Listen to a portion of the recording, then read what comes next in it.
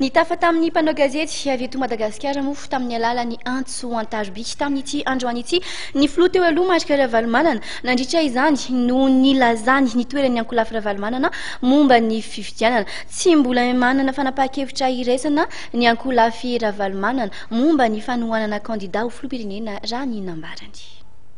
Jean-Louis Robinson voalaza taorian'ny fampiresahana nataon'ny filoha teo aloha Marc Ravalomanana tamin'ny mpitarika ny Ankolafy ny androany fa ho tohanany ity Ankolafy ity amin'ny fifidianana ho filoham-pirenena. Tsy nanamafy ny fanohanana io kandida io anefa ny filoha teo aloha tao anatin'ny fampiresahana tamin'ny mpanao gazety nambara fa mbola tsy mitovy hevitra ny mpikambana ao anatin'ny Ankolafy momba ny fiatrehana sy ny fanohanana kandida tsy mbola misy ihany koa izy ny fanapahan-kevitra raikitra.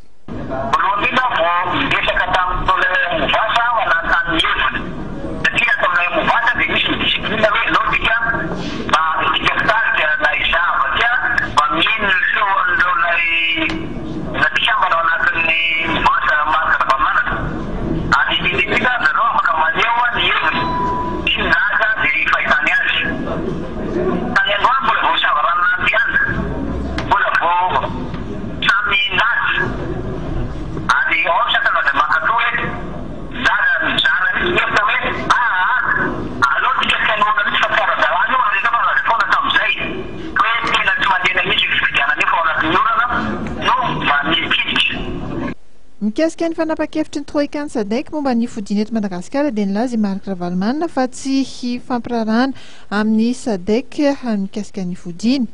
Noresahan'ity filoha teo aloha ity ihany koa ny momba ny fivoriana farany nataony izy troikany SADC tany Namibia.